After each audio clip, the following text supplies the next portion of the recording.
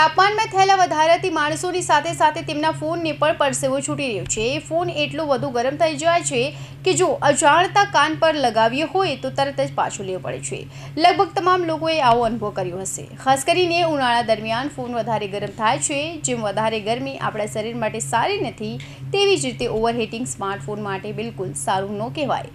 ઘણા એવા કારણો છે જેને લીધે ફોન ગરમ થાય છે। ઉપરાંત ઉનાળા દરમિયાન આસપાસનું વાતાવરણ ગરમ હોય છે, એટલે ફોન ઓવરહીટ થઈ જાય છે। ઓવરહીટિંગના કારણે ઘણી વખત બેટરીને નુકસાન થઈ શકે છે, ફોન ઓટોમેટિક બંધ થઈ શકે છે અને ક્યારેક પ્રોસેસરને પણ નુકસાન થાય છે। ઉપરાંત ઓવરહીટિંગના કારણે ફોનમાં આગ અથવા બ્લાસ્ટના સમાચાર પણ સાંભળ્યા હશે। જેવું આવું તો ભાગ્યે જ બને, માટે સ્માર્ટફોનને ઓવરહીટિંગથી બચાવવો જરૂરી છે। તડકાથી ફોન દૂર રાખવો એટલે ફોનને બહાર લઈ જવાની મનાઈ નથી, પરંતુ સ્માર્ટફોન પર સીધો તડકો ન પડે તેવું ધ્યાન રાખવું છે।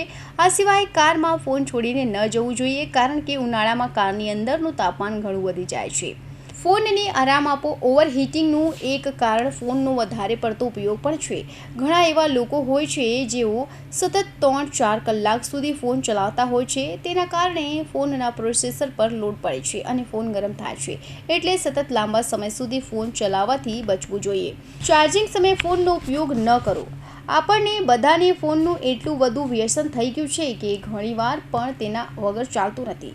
એટલા માટે ઘણા લોકો ફોનને ચાર્જિંગમાં લગાવીને પણ તેનો ઉપયોગ કરતા હોય છે।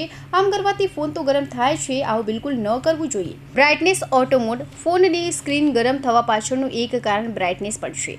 બ્રાઇટનેસ વધારવાનું તો યાદ રહે છે, પણ ઘટાડવાનું નહીં। લાંબા સમય સુધી ફૂલ બ્રાઇટનેસ રહે તો તેની સીધી અસર બેટરી પર થાય છે અને સ્ક્રીન પણ ગરમ થાય છે।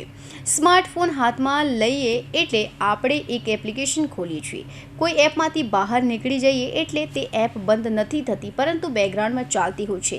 આ એપ જીપીએસ, વાઈફાઈ, ઇન્ટરનેટ વગેરેનો બેકગ્રાઉન્ડમાં ઉપયોગ કરતી રહે છે। ફેસબુક, ટ્વિટર જેવી એપ ઓટોમેટિક રિફ્રેશ થતી રહે છે, જેના કારણે ફોન ગરમ થાય છે। ફોનનું કવર। ફોનની સુરક્ષા માટે ફોનનું કવર જરૂરી છે, પણ ઘણી વખત આ કવર જ ફોન માટે ઓવરહીટિંગનું કારણ બને છે। ફોન વધારે ગરમ થઈ જાય એટલે સૌથી પહેલાં તેનું કવર કાઢી નાખો।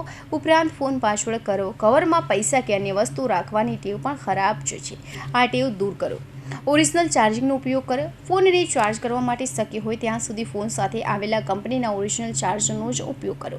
જો અન્ય ચાર્જરનો ઉપયોગ કરીને ફોનને ચાર્જ કરશો તો ગરમ થશે।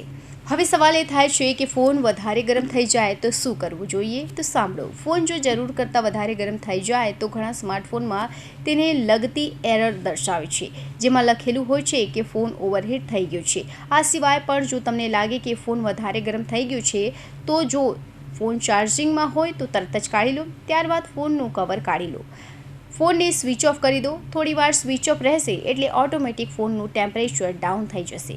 ફોનને પ્રમાણમાં ઠંડી જગ્યા પર મૂકી દો, પંખા અથવા તો એસીની હવા સામે પણ રાખી શકાય। 10-15 મિનિટ બાદ ફરી ફોનને ચાલુ કરો।